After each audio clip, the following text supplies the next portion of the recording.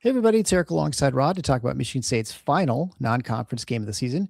Before they get into conference play, as the calendar turns against Cornell, the Big Red from the Ivy League. Final year, and thank you to all of you who support the show through one-time gifts on PayPal or Venmo, or monthly support on Patreon or Substack. I just recognize those supporters. Patreon supports the Mateen Cleves level: Bill Church, Brian O'Donnell, Michael Bosnick, Chad Hickey, Mike Huntoon, Scott Driscoll. Draymond Green supporters: Adam Walzak, Dan Rankin, Jim L., Paul Marsh, and Greg Bamer, and all the Scott Scala supporters on Patreon, as well as Rick Wagenheim, Kenneth Kremet, Roger Bronsick, Al, Michael Emmerich, Joe and VT, and Jim Rainey on Substack. As a reminder, monthly supporters get an ad-free version of the show, emailed directly to them, sometimes early, just kind of depends on the show. Obviously, the live shows would not be the case. But if you wanted to support the show, head on over to our support page at tffinots.com/support, where you can get the links to help us out. That obviously helps us get new and better content to you. All right, but Rod, let's talk about Cornell, the Big Red, hail from the Ivy League. This will, like I mentioned, it's the last non-conference game. Cornell is 6-5 this season. They're ranked 166 in KenPom, which means they are a quad 3 game for Michigan State. Their biggest win so far is a 2-point overtime win against Colgate, who Michigan State played in the first game of the season. But all the losses have been against top 150 teams, so they're in that sweet spot of teams that are able to play the major-ish teams, I guess I'd say. And they are an interesting team in their metrics, because from an offensively, they are, clearly offensively oriented. They're very good offensively. They're 66th in offensive efficiency, which is really good for a school like in the Ivy League, I would think. They have fantastic three-point shooting. They're fourth in the country at 41.4%. And they do a lot too. They're number 9th in 3-point attempts per field goal attempts. So they hit, not only do they hit them, but they take a lot of them. Unlike Michigan State, which may hit a lot at times, but they don't take a whole lot. They also are very good at twos. They're number 63 and turn the ball over a decent amount. They're 175th turnovers. They're kind of middle of the pack there. They're sub 200 in offensive rebounding, so they don't do that very well. And they also don't shoot free throws very well. So clearly their offensive strength is shooting both the three, especially the three, and then also the two.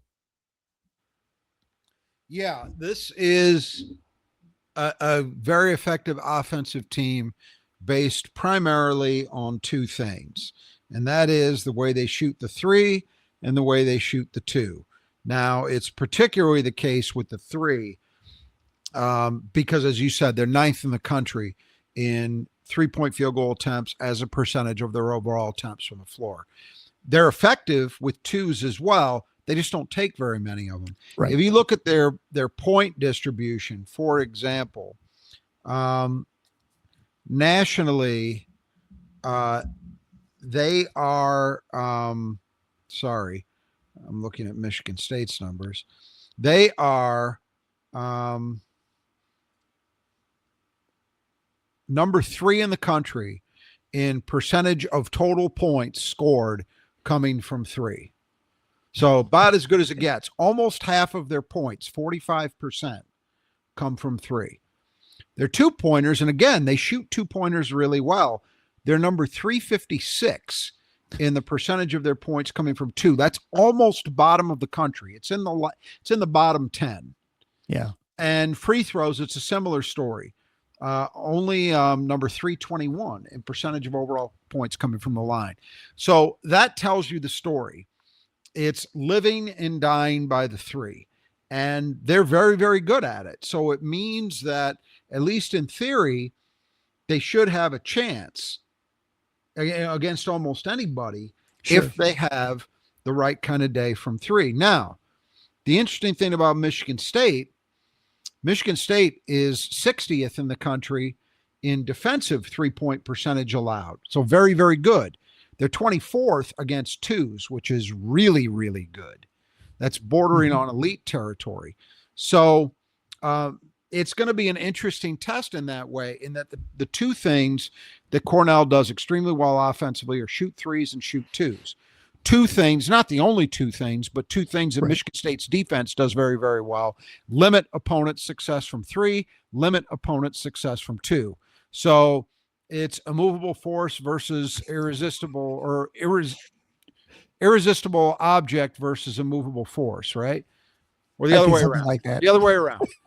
Either strength versus strength. We'll say that. Irresistible force versus immovable object. That's There you what I go. meant to say.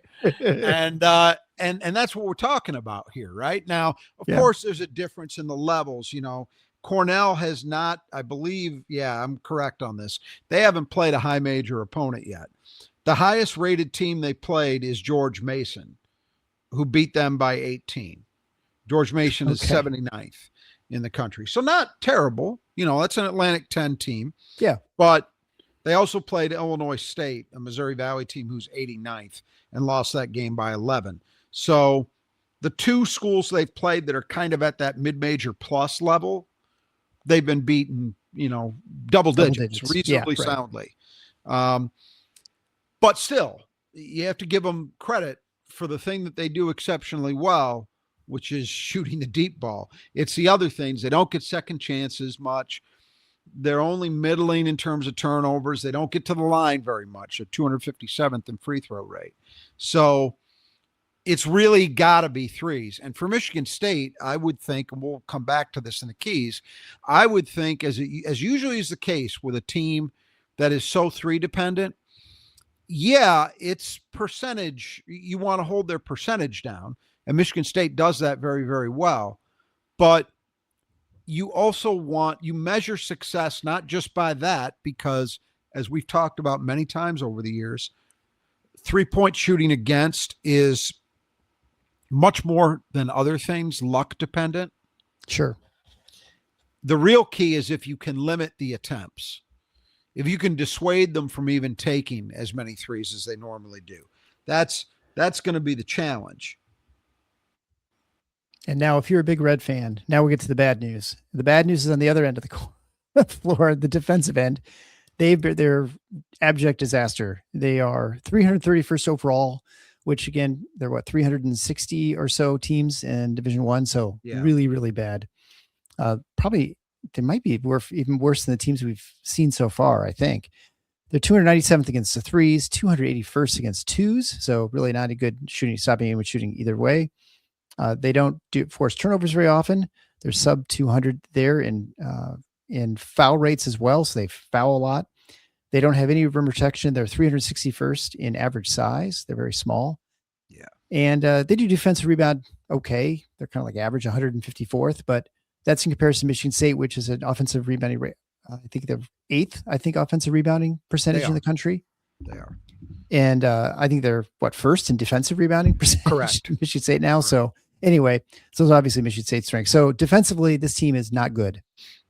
Yeah. And there's nothing you can really point to. I mean, as I said, the only area they're okay in is defensive rebounding, where they're middle of the pack. Unfortunately for them, they're going up against the 8th best offensive rebounding team in the country, which also will have a significant size advantage. And again, these numbers are, and their KenPom numbers are at this point something you can put a little bit more faith in. We've kind of gotten the kinks of the season starting black box worked out by now, but you just have to look at who they've played and you understand they haven't really played anybody that even comes within solar systems of being able to challenge them at the level that Michigan State will. So even that one, it's hard to call it a strength, but relative okay area defensively is likely to be a problem. Yeah. Yeah. It's important to point that out because again, you are just who you've played against. And so there are some adjustments that I know Bart Torvik makes it. I'm sure KenPom does as well. You get, more credit for playing a tough team and less for absolutely. A bad team. It's still, you're still performing against that, right? I mean, their efficiency, their effective efficiency rates, right? Or whatever. They're adjusted efficiency. It's adjusted for strength of opponent. But the problem is you can only do so much until a team has actually played somebody that's real. And they're about to find that out. Yeah. Unless you're Ohio State, in which case the metrics always favor you for some reason, right? That seems to be the case every year. And then finally, as far as pace of play, Cornell plays very, very fast. They're 8th in average length of offensive possession. So not only are they getting shooting threes, but they're shooting them quickly. They're 17th in overall pace, which means they probably let you score and return and shoot quickly on the other end of the floor as well. Yeah, it's There's going to be, and again, you never know for sure with an opponent like this. Might they change up some of what they do in an effort to try to compete? Usually you don't see that. And I don't think it's a smart move to do that. I think the best way you get something out of this, if you're Cornell, is you play your normal game and you see what happens. But if they play normally, this is going to be a game where you got to keep your head on a swivel as an observer, because shots are going to be going up very fast from them, and they're going to be going up deep, Right. a lot of threes. So it'll be a game unlike any you will see the rest of this year. I can assure you of that. Yeah, and certainly with a team like this, we mentioned just briefly, and from an offensive standpoint, they don't shoot many free throws, likely because they are shooting so many threes. They're not Right. penetrating, they're not, moving the ball inside, and also they do not offensive rebound. So, those are the two ways of sort of drawing fouls in the offensive end. You're either getting rebounds and putbacks, or you're, trying to get to the rack, and they don't do either of those things. It doesn't seem like very often. Right. All right. Well, let's talk about the lineups for Cornell, brought to you by the Brothers of Just Two Gutters, who sponsor the player that Michigan State needs to keep in the gutter, which Rod will tell you about after we get through the lineup. As a reminder, the Brothers of Just Two Gutters do fantastic work. They take care of your gutters. The snow has melted, at least off my roof, so this is a good time to have them come out and take care of things, whether it's just making sure they're draining properly. Did you notice large icicles hanging off that roof? That could be a problem. That may be something that they can fix with they put some heaters on, or they'll at least get them cleared out so you don't have just the water getting all stuck there in your gutters. They'll get up on the ladders and take care of that stuff for you, whether it's your home or your business. Contact the Brothers Just Two Gutters today. You'll be glad you did. You can get 10% off by mentioning Final Four and get your estimate. You can go to our support page at tffinots.com/support. There you can get a hold of Kurt or Greg, no matter where you are in the Lower Peninsula, and they can take care of you. All right. So the first player we'll begin with the starters is Jacob Beckles. He's a 6'3" junior, averaging 7.2 points a game, 3 rebounds a game, leading the team in assists with 34 this season in 11 games. And he's shooting 44, 27, and 58. So he's one of the few who's not shooting well. Yeah, really the only perimeter guy who isn't shooting the ball extremely well. I mean, you're going to see some numbers when we get into the reserves, as a spoiler, on low volume, but still that are off the charts. But he's the one guy who doesn't really shoot it particularly well, or at least hasn't so far this season. But he's also, this team does not have one guy that really stands out as the floor leader, but he does happen to lead the team in assists. So it tells you he's playing that role. Yeah, and I imagine most of the assists in a team like this is just passing to the guy who hits open three. Yep. Probably exactly. Probably it's going to work. Next we have Cooper Nord, 6'2" senior, leading the team in scoring, averaging a little over 20.5 points a game, shooting 53, 41, and 87, and averages almost 8 threes a game.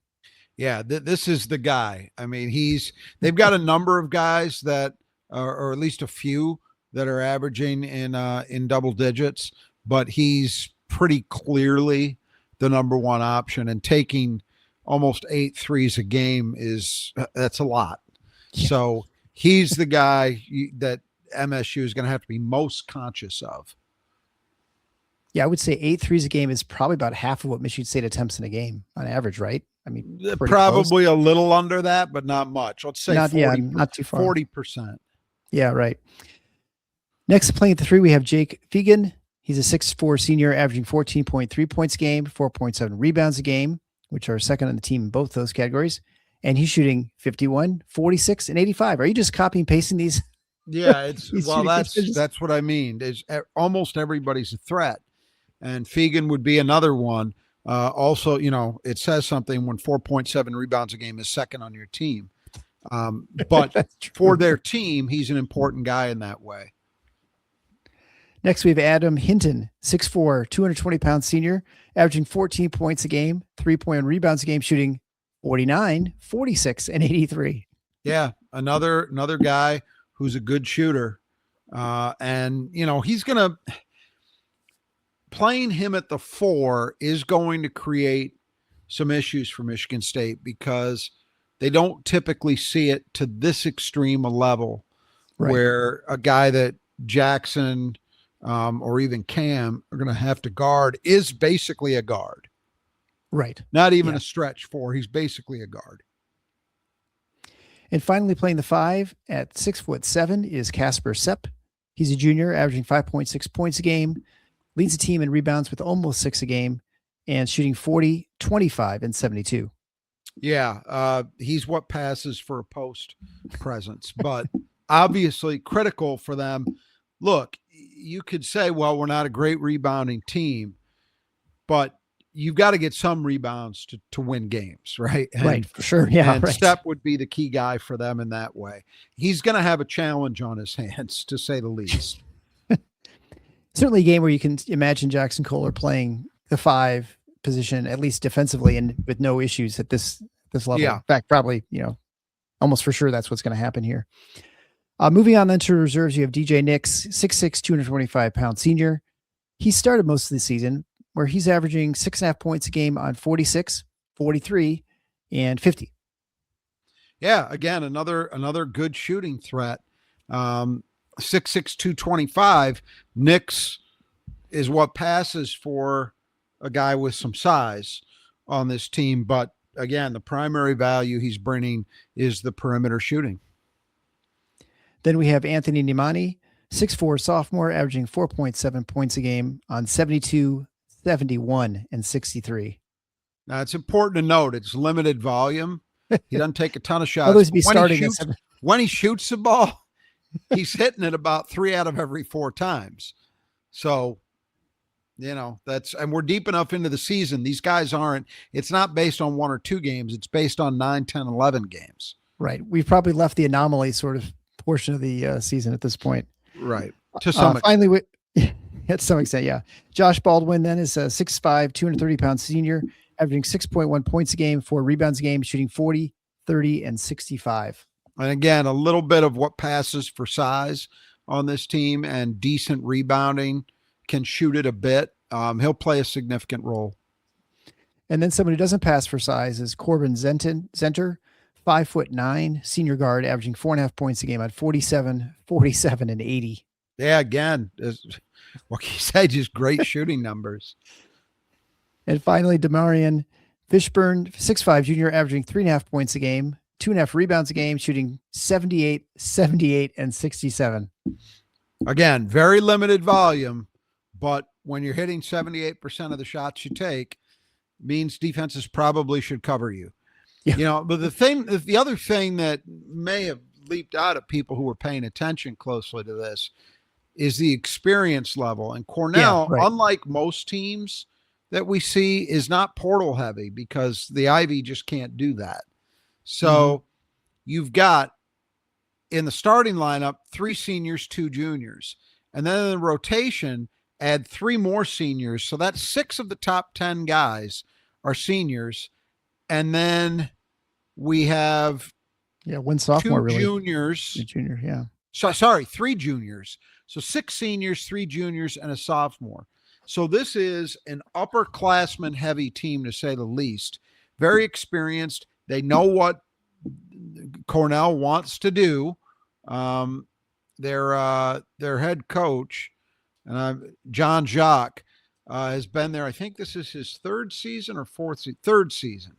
He succeeded Brian Earl, who left to coach at William and Mary a couple of years ago. But they understand what he wants from them, and that can't be underestimated. I mean, that matters when you've got a team that's got that much experience. We don't see it very often from mid-majors, especially because guys leave all the time.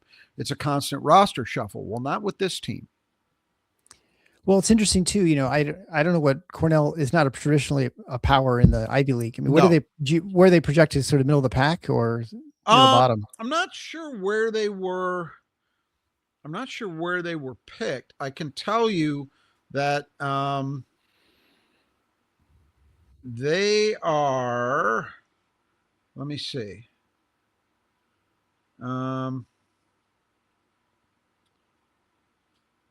Looking to see if I can find their overall –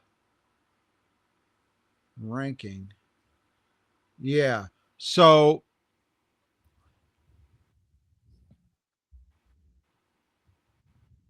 They are, according to Ken Palm, he has them third Oh, that's behind pretty Yale high. and Columbia. That's a team that could, So get in the tournament, if it's the right possibly, turn, because they yes, have a they have a end of the they season have tournament at this postseason point now. tournament. The Ivy Yeah. finally, they were the last holdout. They Yep. finally knuckled under. But yeah, you're right about Cornell's history. Cornell really doesn't have a strong basketball history. More lately, they've been competitive. I mentioned Brian Earl had been the coach there for several years and then took the job at William and Mary a couple of years ago, which is a step up the ladder, or at least a small one. Right. But they've clearly found a method, a style of play that they're employing, which we've talked about. It's three heavy, it's fast paced. That's what they're going to rely on. And, I think when you're, as you say, when you're picked third, that says you've got a shot. Yeah. To be dancing in March. All right. So who do you have? I'm going to guess, but who do you have as the player that Michigan State needs to keep in the gutter for this game? Well, I think pretty clearly it's Cooper Nord. I mean, they have a Yeah. couple other guys that are around 14 a game, but Nord over 20 is clearly the number one guy. And he's the guy that Michigan State's going to have to focus on. I would imagine, I would think Jeremy Fears would see a lot of him early, and then we'll see where it goes from there. And certainly the nice thing about this is you don't have to worry about size as much with this team as you will others, at least at the guard position with, Jeremy being a little undersized maybe. Yeah, Jeremy is, this guy's 6'2", so he can handle him. Exactly. All right, so that brings us to Who Cleans Glass Best, brought to you by the Squeegee Squad of Grand Rapids. Pretty clearly, Michigan State will clean the glass best against Cornell, unless something really weird happens. But the Squeegee Squad of Grand Rapids will take care of your windows, and they'll do the best job taking care of those, whether it's your home or your business. Contact the Squeegee Squad of Grand Rapids. They are not just in Grand Rapids. A little secret, which just between us, is they actually have someone up in the North Country. So if you're in the Traverse City area and you need your windows cleaned at your cottage or something like that, or you live up there, you can contact the Squeegee Squad of Grand Rapids. They can take care of it. You get 15% off. Just mentioned Final Four when you get your estimate from Troy and his team. You can do that, of course, at our support page at tffinots.com/support. You can also, if you get bigger discount, if you go right now and get it done get it scheduled at least before the end of this year. They're taking appointments all the way through the end of February. If you get it in now, you get even a better discount too. So get that set up so you don't look through grimy windows, especially if it's a nice place up north. You want to make sure it's nice and clean. So get a hold of the Swedish Squad of Grand Rapids, and they can take care of whatever window and whatever need you have, whether it's your home or your business. All right. So right now you're up 7-4 in our snake draft. I get to pick first, at least. Hopefully the snake bit nature of this doesn't keep up with me. And I'm going to go with Jackson Kohler as my first pick. Okay. I'm going to go with Carson Cooper, and I'm going to go with Cam Ward. I think they're going to try to get Cam. Hopefully, I'm hoping they try to get Cam some more minutes than we've seen since he's come back, in an effort to kind of accelerate his coming back around and playing more at the level, both in terms of minutes and impact, that we saw prior to the North Carolina game. Yeah, I think this is going to be a game with some strange lineups, and I almost wonder in some respects that you might almost not see Ward as much, just because it's going to be so much smaller, but it just depends on how well they're guarding the threes with their bigs, right? The flip side to that is he can definitely handle the five against this team. So that's true. Yeah. Yeah, we'll see. He has some versatility. Yeah, he can punish people. I'm going to go with Carr. He came back. He had 7 rebounds last game. I'm thinking he'll just keep that going, and hope so, because we definitely need to see the best version of Carr, especially heading to the Big Ten season here pretty soon. It sure be nice to get him rolling and this should be a team that he certainly can guard about anybody out on the floor at this point. So there's no reason for him not to play a lot of minutes outside of becoming a laugher or something like that, which I don't know, a team that shoots 3 like this, it's hard for me to envision this game getting out of hand early, but maybe, hopefully, I guess. All right. So then that brings us finally to the 5 keys of the game, brought to you by Nudge Printing. If you need any sort of Spartan apparel, or like a fat head for your wall, or maybe a sticker for your computer, it's a Michigan State themed. They have all the different versions, whether it's an old gruff Sparty, the vintage stuff, or even the new emblems. You can get them all at Nudge Printing at nudgeprinting.com. You can find our selection of TIFF Knots gear at nudgeprinting.com/win. Also, while you're there, you can enter the free drawing. There's still a couple days left to enter the free drawing there for the free backpack. So you can get in that drawing. It's a North Face backpack with a Gruff Sparty on it. Super cool. Retail value of almost $100. So thanks to Gabe for giving that sort of thing away. So that's pretty cool. So head on over to nudgeprinting.com/win. When you make your order, you can also get 20% off if you just type in TIFF Knots. That's TFFINOTS at checkout. That's TFFINOTS at the checkout. I got my wife and my daughter both got their Nudge stuff for Christmas. They were super excited because everybody's excited when they get Nudge stuff. My family. So, all right, we'll begin. The first key of the game is defending the arc. Obviously, we have a team that's shooting over 40% from three. They shoot a ton of them, and they shoot them quickly. This is going to be, this almost could be keys 1 through 3, probably. Yeah, it definitely is the most important element of this game. I don't think there's any way around that. One thing that we haven't mentioned yet that I wanted to note. So I'm drilling down a little bit and looking at how Michigan State has handled threes this year. 3-point attempts against as a percentage of overall field goal attempts. Michigan State is actually seeing opponents take more threes than almost anybody. They're 312th. Yeah, that doesn't surprise me. 44.7% of opponents' attempts are coming from three, right? Yep. Cornell offensively is taking 51.5% of their shots from three. So it feels like I mentioned earlier, the most surefire way you can eliminate or limit an opponent's success from three is preventing them from taking the shot in the first place. Right. And right. Michigan State has not done that. Now, I would say this. I don't think we've yet seen a game where I felt that Michigan State was doing something we do occasionally see them do, which is really focusing on limiting opponents from three. They haven't done that. If you think about the heavyweight games they played, Arkansas, North Carolina, Kentucky, Duke, none of those teams were set up in a way that you looked at them and said, we got to take away the three. Right. Because if you tilted too heavily in that direction, they all had enough on the interior, particularly I would say Carolina and Duke, where that could pose a major problem. You had to be more balanced. So that's not an excuse, but it's just, we haven't seen a game, when I'm talking about games like this, I think about games like the absolute gold standard for this has been in recent years, several times Michigan State's faced Purdue, where Purdue's had the combination of a really good interior player or players along with great team 3-point shooting. And what we've seen them do against Purdue with some success, a lot of success actually, is orient toward taking away the three and basically just be willing to go one-on-one on the post and figure that, yeah, they're going to do damage, but you got to pick something to try and take away. And they usually have slanted toward taking away the three. This is a different kind of game in that obviously they don't have any Isaac Haas's or, God help us, Zach Edey's out there, but it will be interesting to see if Michigan State orients that way. But one other thing worth mentioning about this, yes, they're giving up a ton of threes, but 3-point defense is 60th in the country. They're only giving up 30.5% against, which means they're guarding those threes. Yes, that's a luck dependent stat to some extent, but only to some extent, not entirely. And when you're as good at it as Michigan State is, I think you have to give and this is something they typically are good at. It's not unusual for Michigan State to be rated highly. Last year, they were number 2 in the country against threes.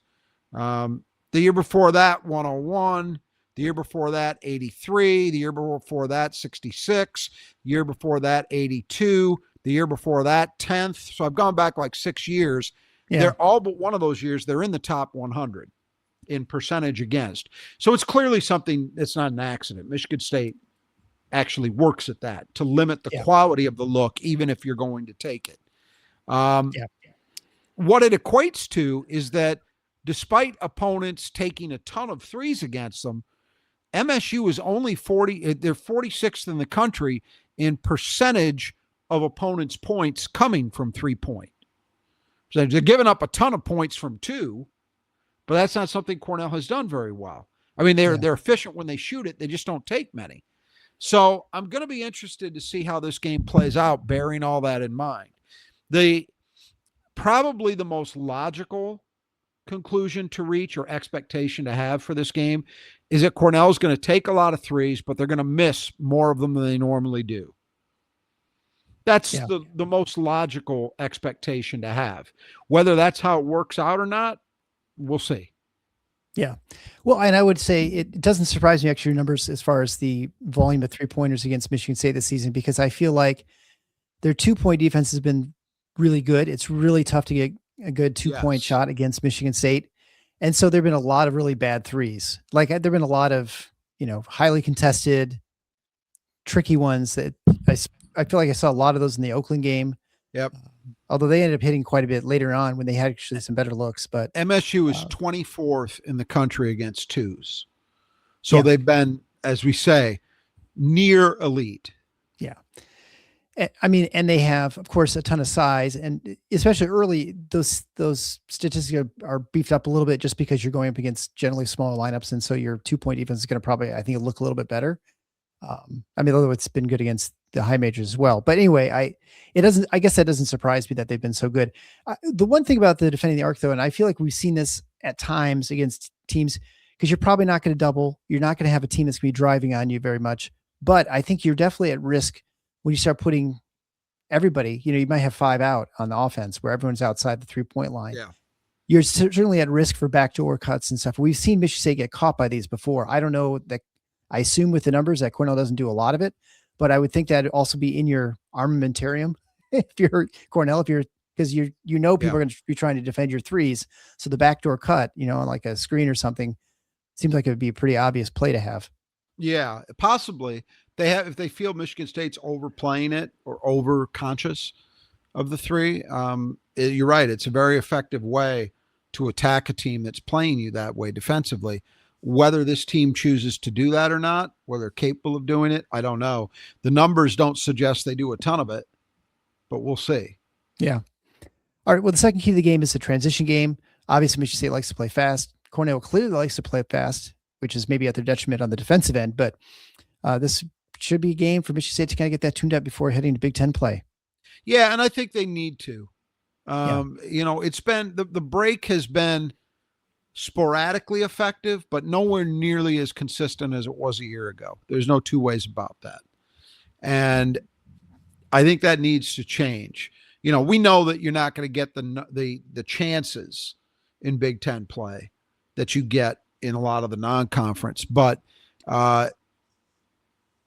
it's effective even if you're not scoring out of it, if you're forcing an opponent to expend a lot of physical and mental energy on preventing it. And that's where I think Michigan State's got to be more consistent. So given the way Cornell likes to play, at least in theory, there should be an opportunity to play a fast-paced game. All right. And then the third key to the game is the glass. Cornell's small. They don't rebound well, especially in the offensive end. Defensive end, they're just kind of average. Michigan State, of course, lead at both ends. So you expect Michigan State to do a lot of damage here from second chance points and then also just getting the break going potentially on the defensive end. You certainly would. Now, one challenge here is going to be long rebounds. When Cornell yeah, right, exactly. I knew you were going. Now, yeah. Cornell obviously isn't getting a ton of those turned into offensive rebounds because their offensive rebound rate is not good. But, in any given game, they're also not missing a lot. They may be missing more in this game. So there may be more chances. So MSU's perimeter guys are going to have to be conscious of that. It's kind of the last 2 points could kind of work at cross purposes. You want to get in transition, but you also don't want to bail out early and give up a long rebound on a missed 3.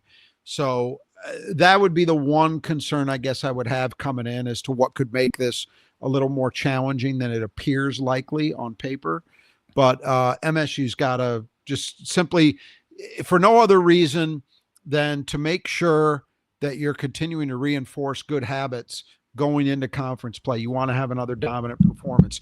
This is the elite rebounding team in America this year. First in defensive rebounding rate, 8th in offense. And it didn't start out that way.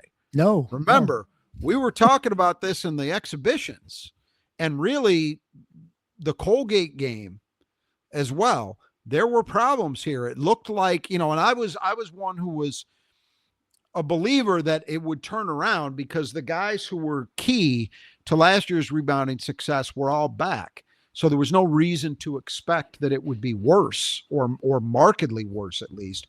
And sure enough, it's not. We've seen Michigan State dominate high major, physical, athletic opponents. And that's what they're going to be facing for the next 18 games after this one, at a minimum. And it's going to take, I think, for this team to do what it wants to do, rebounding is going to just obviously, not telling anybody anything they don't already know. Rebounding is going to have to be a huge part of that equation for Michigan State to be as successful as it wants to be. And to be top 10 at both ends is a pretty big deal. And so you just want to see, you don't want to see any slippage. Well, it's certainly a team that Michigan State they climbed with some. I think they're like 180th now in 2-point shots, still not very good. And so for a team that doesn't shoot that well from the two, you definitely want to be able to offensive rebound to give yourself more opportunities. Right. Mm-hmm. So for the fourth key to the game is rotation. Now, this one I'm very optimistic about, much like you were optimistic about the rebounding eventually turning around. I do think this is going to be a thing that sorts itself out. But the rotation obviously been in question. We talked about it quite a bit the last few shows, whether where back point guard is, shooting guard, sort of the 1 and 2. Not really too much about the 3 through 5. It's just the first two guards positions. What's happening there? But I do actually think what I intended by this is something broader than just the backup point guard minutes, although that's certainly a key. It's also, and I alluded to this when we were doing the Clean the Glass segment, I do think it's important that Michigan State start to get Cam Ward ramped back up. Yeah. It's been a struggle since he hurt the wrist against North Carolina. He missed a game after that, had the brace, and really he's had a couple different braces. Really hasn't looked totally like himself, although I thought there were some signs in the last game that he was maybe starting to get used to playing this way. But they need the Cam Ward they had against Kentucky and even against Carolina, despite the injury, and Arkansas. They need that Cam Ward. If you have that Cam Ward, along with Jesse McCullough, who is clearly starting to feel steady in his play and his role, and you've got those guys backing up Jackson Kohler and Carson Cooper, who are both having really good seasons on balance, man, there aren't too many 4-man post groups out there anywhere I would trade for what Michigan State has. So I do think it's important for the bigs to get Cam worked back in somewhere closer to where he was in terms of his minutes and his role. Yeah. So that matters. Then obviously the perimeter stuff, as we've spent a lot of time talking about, it'll be interesting to see now that they've basically had, a week and change between games over a holiday, what, if any, changes we see in the minutes and the roles. And so the fifth and final key to the game is Fears. We definitely had Carr get going last game. He started looking a little bit like what we're hoping that he turns into this season. Now just got to get Fears back on the horse from where he was at the beginning of the season. Yeah, and this will be a different kind of challenge. I would imagine, as I said earlier, I would expect that he sees a lot of Nord. Nord's a different kind of player. Jeremy's been faced with the last 3 games with some really good mid-major, and a high major, 1 high major, 2 mid-major point guards. Guys who all of them were players who can create for others, but also who are good individual scorers. And that's the thing that worries me. Everybody's hung up on the shooting. And yes, Jeremy needs to shoot better. He's down to 31% from 3. You want to see that tick back up. I thought his shot looked very flat against Oakland, so I'm hoping to see more arc. He's also all of a sudden started to struggle a little bit at the line, whereas most of the year he's been lights out. And he also has had a couple of his least productive games in terms of creating for others. So it's been a holistic thing. But for me, the defense is where my first focus is for him. He needs to get back to being that defensive stopper, a guy who can just eliminate the floor general, for the floor leader for the other team. So all the way around, we need to see Jeremy Fears get back to being the guy he was the first 7-8 games of the season. Yeah, well, certainly let's hope he keeps him in the gutter and get back again to the Jeremy we knew. Because I mean, most players, I think they feed off each other, their offensive and defensive end. And so I think when he starts playing the really good defense, his offensive end will be better. And naturally, I mean, he's at the point, so he gets, a steal or two, or he gets that break going. And I think when he's playing really good defense, I think that the break is better. I think everything about the game is just better. And so obviously we want him going, rolling. Before we kind of wrap up here, I just we talked off air before the show, and I was a little curious because someone had left a YouTube comment talking about Michigan State with the block percentage.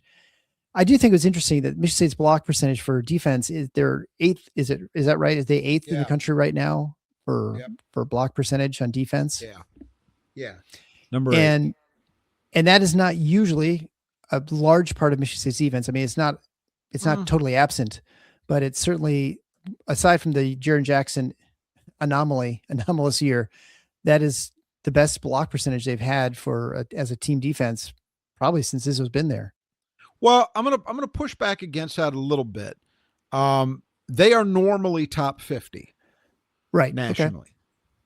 They're not normally top 10, but they're normally top 50. So I think it is true that rim protection has become a bigger part of what Michigan State does than it used to be. Now, if you take a long view and you go back or you look at the course of Izzo's tenure, for I'd say the first 2/3-ish, shot blocking was absolutely what you just said. It was a non-factor. He didn't emphasize it. His teams didn't do a lot of it. I contrast them with, a program like UConn under Jim Calhoun always seemed to have a 7-foot-plus guy who was a shot blocking menace, and they were really good defensively too over that same period. That's not how Izzo chose to do it. Izzo's defenses were much more oriented towards physicality. So things like, you'll still hear him talk about bumping cutters. Well, you used to be able to bump with a lot more impunity than you are now. Michigan State's whole defensive philosophy was predicated on forcing you to take a shot you don't want to take. Right. That's it. I mean, simple. It's very simplistic, but that's the case. And so it was about solid positioning. Some of the principles have never changed. The gap defensive approach, staying gap sound, trying the best you can to eliminate penetration, etc. But it was not about shot blocking, because at the time there was a belief that if you went hunting for blocked shots, you also take yourself out of position for defensive rebounding. And we know Michigan State's emphasis has always been on the boards, right? So that's how it was for about the first 2/3 of his tenure. But then, if you remember, roughly, 10-ish years ago, the NCAA started with the freedom of movement stuff in terms of emphasis on officiating, the way games would be called. And what that meant is that it was going to be easier for teams to penetrate, because all the hand checking stuff on the perimeter used to be able to do, bumping cutters, just being physical in general, was going to be called much more closely, which means that players would have an easier time penetrating and getting to the rim. So the crowd that thinks that Tom Izzo refuses to change anything about the way he coaches and approaches the game could not be more wrong. This is one of the most blatant examples of it, because about 10 years ago, all of a sudden, Michigan State starts showing up consistently in the top 50 nationally in terms of shot blocking percentage.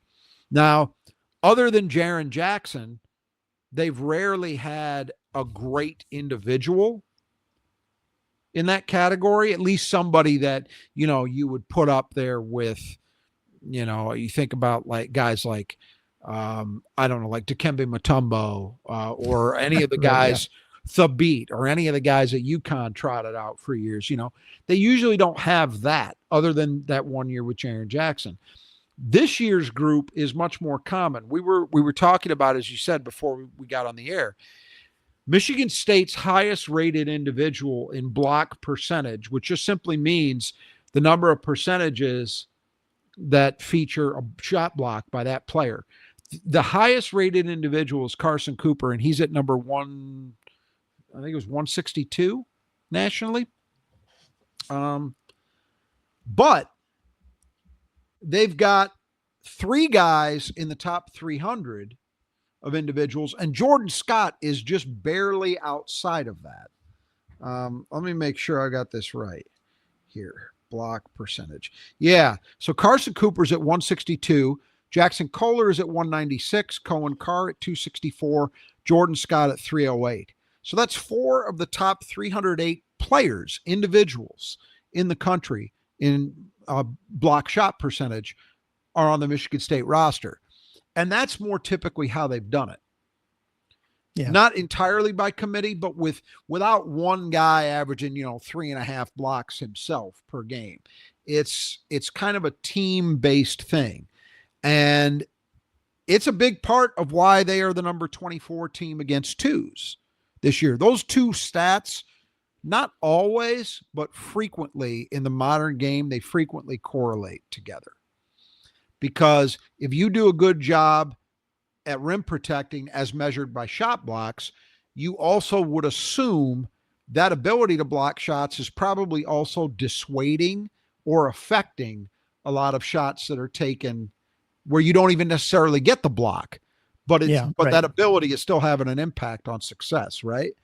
Yep. So I do think it's unusual only slightly that Michigan State is 8th in shot block percentage, because they're normally somewhere in the top 50. It is a little surprising that they are 8th in shot block percentage. I mean, at least I think, and that they're first defensive rebounding, because for sure a lot of those blocks are weak side blocks, and so that leaves you open to the weak side. Yeah, not all. Yeah, but you know what? But I want you to think about this. You're right. That's a totally reasonable thing to wonder about. Especially because we just said for years that was one of the main reasons Michigan State wasn't a shot blocking team. Right, yeah. But look at how Michigan State does it. Do you recall a lot of instances where somebody comes over from the weak side, fails to get the blocked shot, and they give up a putback? It happens, but not a lot. I still think if you look at the way Michigan State approaches things, they are still, even with where they rate in shot blocking, they are not a team that's going out hunting block shots. They are generally pretty responsible in terms of the way they go about it. They are not the defensive principles, the core principle of not being a defense that gambles is still there for Michigan State. They don't gamble going for steals to try to create turnovers. They don't gamble really to try to block shots. The shot blocks they get, I think, are pretty sound decisions generally.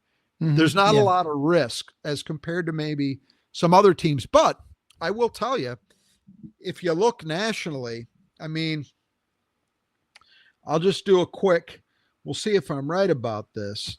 So put you on the spot here. Shot blocking percentage. So Seton Hall is the number 1 shot blocking percentage team, and they're 16th against twos.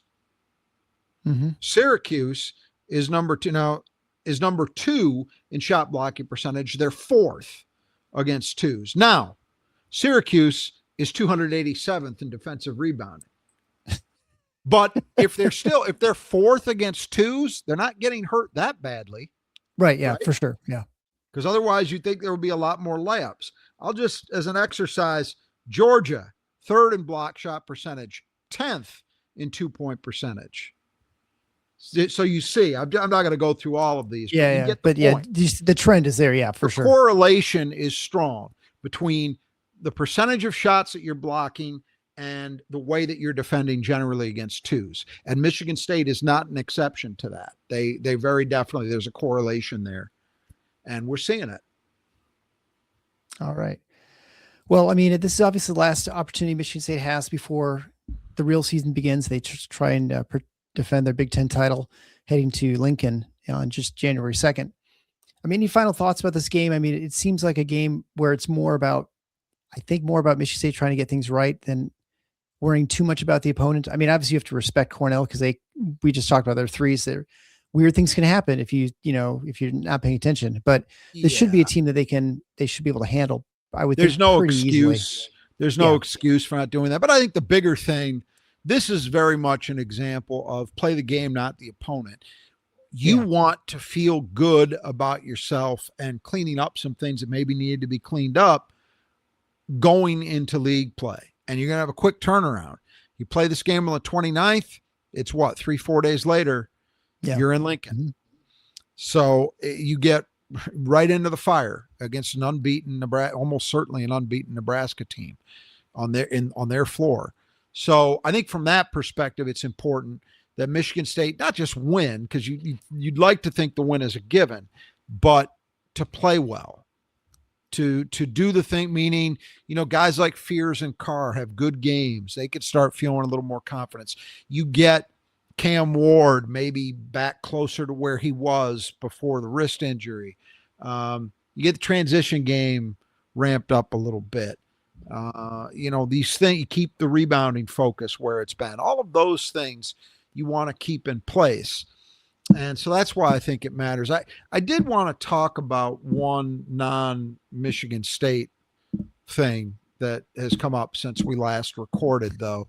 Okay. And that is a subject that we've touched on in many different ways over the last few years. Baylor signed I know where you're going now. a player a couple of days ago, announced a commitment from a player who's going to become eligible at the semester break, which means, I guess, coming up next week for them, I'm assuming.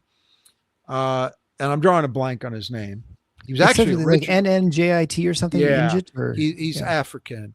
And he was originally, I believe, a draft pick by the Pistons, but they traded him. This is a guy who's played multiple years, 2 years in the G League. By the way, he was the 31st pick in the draft in 2023. So just 2 years ago. He hadn't been able to break through, hadn't played a game in the NBA yet. And so he's going to college. And this has, of course, sparked an all new wave of outrage in many quarters. And I understand it. Believe me, I understand it. But this is another one in the column. If you find yourself saying, why does the NCAA not do something about this? I'm going to say it I'm sure people are bored hearing me say it, but I'm going to do it anyway for the 9 millionth time. They don't do anything about it because they can't. And they know that. Legally, they cannot win that argument. They will lose if it goes to court, which is what would likely happen if they said he was ineligible because he had been drafted. The way out of this is you deem players to be employees. You then collectively bargain with a union that represents said player employees. And then you can bargain whatever rules for eligibility, compensation, etc., that are agreed upon. Now, that doesn't mean that the NCAA the schools, I should say, get to snap their fingers and dictate all the rules they want. It's part of a negotiated process. But guaranteed, not a shadow of a doubt in my mind, they actually would have rules. There would be rules. This kind of nonsense would not happen. You would almost certainly be able to negotiate eligibility rules that would prevent someone who has already played professional basketball and that would apply to Europeans too. Which we've also seen over the last couple of weeks, a handful of Europeans coming over at the semester break. I mean, It really is. People say glorified AAU. It essentially is AAU. Yeah. Yes. Oh, you don't like where you're at? You're a pro team. You're not playing enough. You can make more in NIL. Come on over in January. We'll find a role for you. Now, the fact of the matter is most of these guys who have come, and I think the Baylor kid may be an exception, most of these guys that have come over, Illinois added one from their usual stomping grounds of the former Yugoslavia. I forget which Slavic country it is. But that kid is not expected to actually play much. It almost looked to me, the player is represented by the same agent who represents like 4 of their guys. It almost looked to me like it was kind of doing the agent a solid more than them expecting they'd get help. Yeah. I don't know that, but that's how it looked to me on the surface. The Baylor kid's a little different. They do expect him to play. I don't think anybody's expecting him to be an all Big 12 player right away, but they think he will play for them and will help them. But if you don't like this stuff and you're finding it, dulling your enjoyment of the sport, there's an answer out there.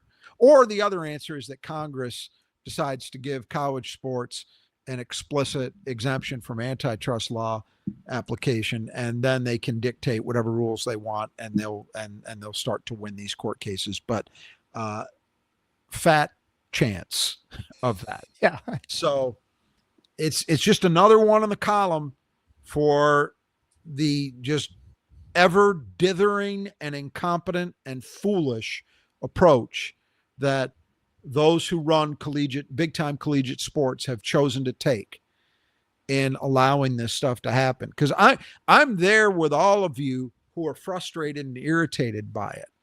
Yeah. It's stupid. I'm too. Yeah. I agree. Pro It doesn't make any sports sense. don't have these problems. And you know No. why they don't? Because they have collectively bargained agreements, or in baseball's case, they actually do have an antitrust exemption, which will likely never be repeated for any other athletic endeavor. But that's why they don't have these problems. That's why people aren't running around in a state of perpetual free agency. And so it's going to dawn on, I made this point the other day on the Spartan Mag board. What it reminds me of is any of you who have either known someone or perhaps been through it yourself, where you have someone has a substance abuse problem. And there's the phrase is always hit bottom, right? That moment that an individual realizes I can't go on living like this. And they decide to seek help and they make changes in their life, right? Yeah. But the thing is, hitting bottom is different for everybody. So what could look to me, if I look at somebody's life and say, Jesus, that ought to be it. That should be enough to tell you, person X, that you need to make changes in your life. But that doesn't matter. It's all about what that person feels. And everybody's sense of enough is enough, wherever that line is different. It's unique to them. I look at this and I keep saying this Baylor thing. I say, that's not enough. This isn't bottom. College administrator class, for you to look at this and say, we can't keep going on like this. Apparently not. Because we just, every week that goes by, we have a fresh set of outrages. Now, the one that I think will be the moment that you cannot come back from is the moment that somebody who has actually played in an NBA game does this. Yeah, right. I think that's so too, yeah. And the only thing that I wonder about with regard to that might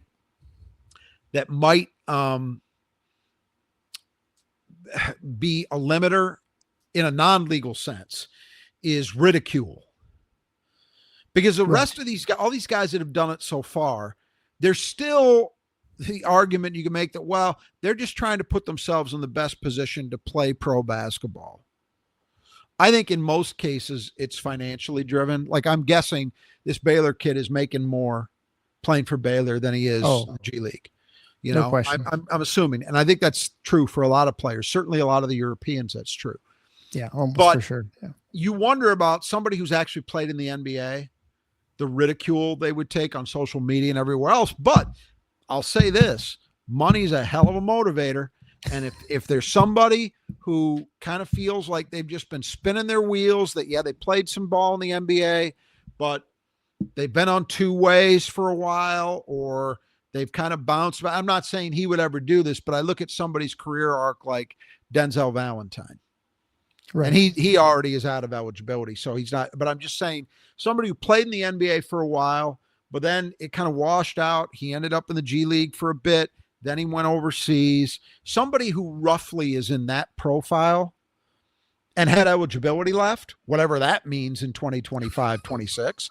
Right, yeah. But seriously, Yeah. I think you're right. I can say on the one hand, boy, I don't know if anybody who's actually played in the NBA would willingly subject themselves to the ridicule they would receive playing against college athletes. But money's a hell of a motivator. And you would kind of hope that would be bottom. I would have hoped we would have gotten there long before it comes to that. But if we get to that place and it doesn't force these changes I'm talking about, then I don't know what's going to save us. Because that's about as extreme as it gets. Yeah, I mean, we're right on the verge right now. I think it'll come down to someone having. I mean, I think if someone brings a pro player in, and that was clearly the determining factor of them winning a championship, I think that probably is going to force hands. But we're spending time talking about expanding the NCAA tournament. That seems to be where most of college basketball is right now, looking to expand to 72 or whatever it is, how many teams to play, versus the most obvious glaring problem in college athletics, which is this just complete randomness. And I didn't want to say Wild West. It's just really, truly just there are no rules or limits or any sort of idea. Whatever guardrails you think are up, they're gone the next week. They don't exist. Yeah, they don't. Well, I mean, they do in your minds only, right? I mean, but that's right, it. But not. They shouldn't exist in anybody's mind. The I point know, but here is Tom Izzo has them in his mind. Right. But legally, well, he has them in his mind in terms of what they've always been and what he believes they should be. Yeah, I don't think he actually believes any exist right now. Why would anybody? No. Oh, yeah, right. Well, he seems surprised when certain things are happening, but maybe that's just. I guess. I think that's for effect. I don't think he's that. Maybe naive. so. Yeah. There got to be people in the Michigan State operation that have explained this very clearly, that due to the application of antitrust law, limits do not exist. And I think I mentioned this point on the Spartan Mag board the other day. It's frequently you'll hear people say, that's it for me as a fan. I pay attention to Michigan State, but that's all. I wish because if that were true, if people were en masse turning their backs on big time collegiate athletics, that would be enough to get attention. I guarantee you. I see no evidence that that's happening. None. Whether that's because gambling keeps people in the mix, I don't think that's all, but I suppose it's one factor. But you look at attendance, you look at television ratings, there's no signs of any cratering of support at all. None, zero. So I don't think that's going to be it. It's not going to be a fan-led revolt.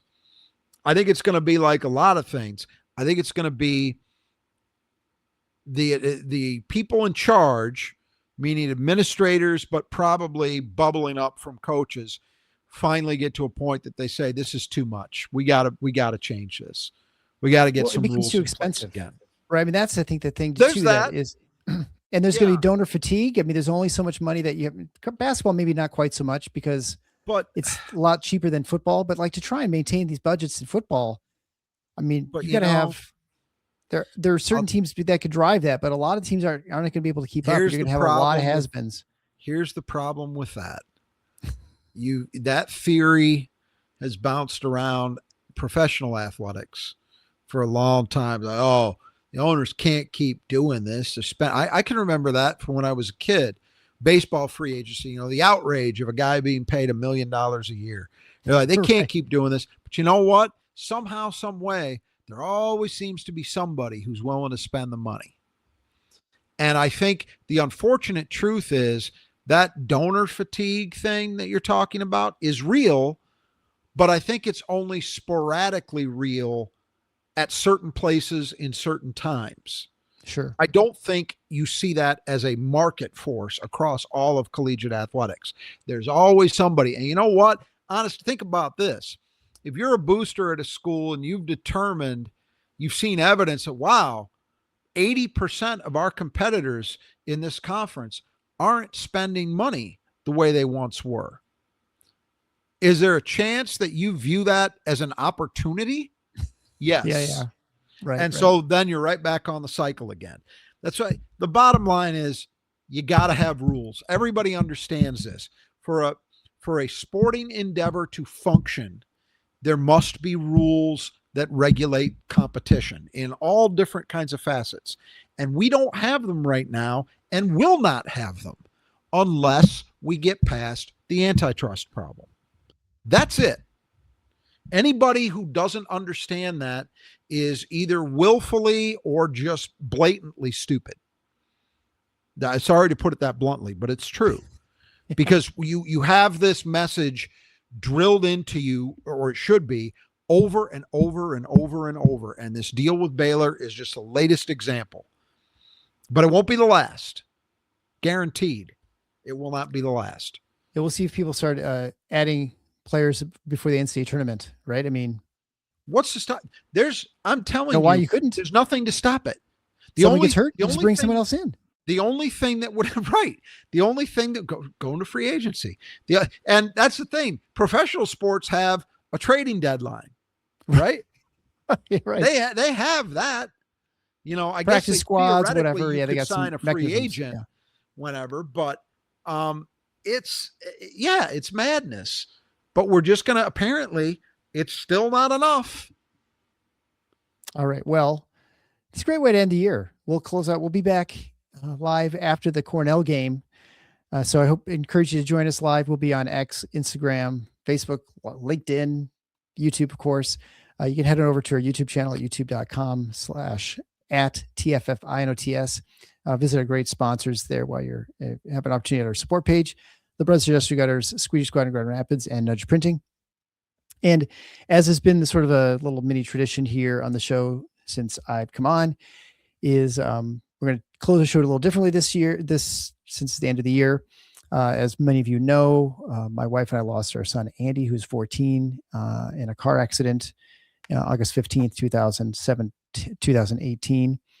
And so it's been 7 years now. And instead of playing the usual music at the end of the show, I'm just going to play. This is Andy. He was in Grand Rapids Choir Men and Boys. He was 14. This is actually him at age 13 with a solo Away in the Manger. I'll go ahead and play this to end the show. So until next time, the Final Four is on the schedule. Oh, and I guess I would say before that, my wife, Marcy, has a podcast as well for families who are parents who are dealing with grieving children. So you can go to andysmom.com. There you can, it's a good resource to send other people you may know who might be struggling with the grief and losing a child, either from adult children to basically anywhere in between. It's the unnatural sort of order of life. So again, andysmom.com. So until next time, the Final Four is on the schedule. Go green.